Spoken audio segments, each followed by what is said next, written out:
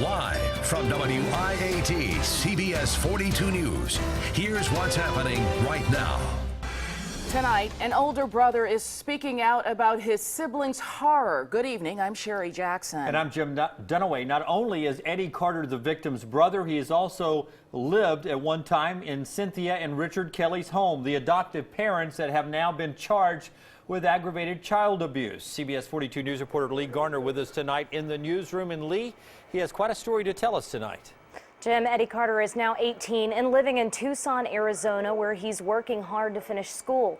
But I spoke to him by Skype about the year and a half that he spent with his brother in the home of the Kelly family, back when Carter says he thought he was the only one being punished. Like a game of chess, but, a game of chess with an unexperienced player, and that player is never going to win. Just weeks ago, Eddie Carter rushed back to Alabama when he heard about the arrest of his former adoptive parents, Cynthia and Richard Kelly, and what had happened to his younger brother. A lot of people don't understand, they ask, oh, well, why didn't you rescue your brother, or why didn't you take him with you, or whatever. When you're a kid, it's he said, she said. It's not really, if you say something, they're going to, believe you. But he thought his younger brother was safe when Carter was sent away from the Kellys' home. I guess growing up, he was shy.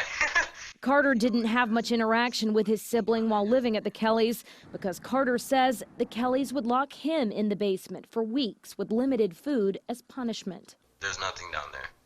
The only thing that was there was a motion sensor, I couldn't get out, or anything, nothing.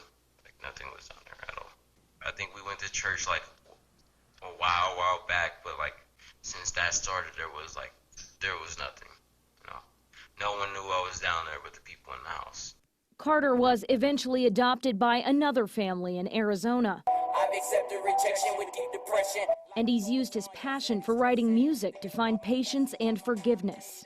A voice for the voiceless is essentially what it's basically about. But he only saw his brother from a window once since leaving, and when he came to Alabama after the Kellys' arrest, his brother wasn't ready to see him yet.